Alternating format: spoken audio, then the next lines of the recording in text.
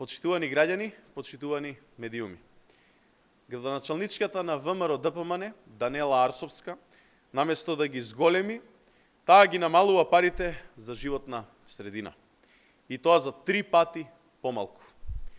Ова е уште една во серијата погрешни одлуки на Данела Арсовска на штета на скопјани. За секторот за животна средина за 2022 година, во предлог буџетот на град Скопје предвидени се 73 милиони денари. 3 пати помалку од буџетот за оваа година, кога поранешниот градоначалник Петре Шилегов обезбеди 213 милиони денари. Во кампањата, Арсовска ветуваше инвестиции во животната средина и борба против аерозагадувањето. Буџетот за 2022 година покажува дека тоа било само уште една од многуте предизборни лаги на градоначалничката од ВМРО ДПМН Данела Арсовска.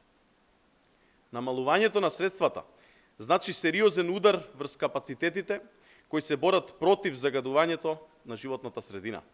А со ваков пристап на Арсовска, Скопје уште долго време ќе биде на врвот на најзагадени градови во светот. Ви благодарам.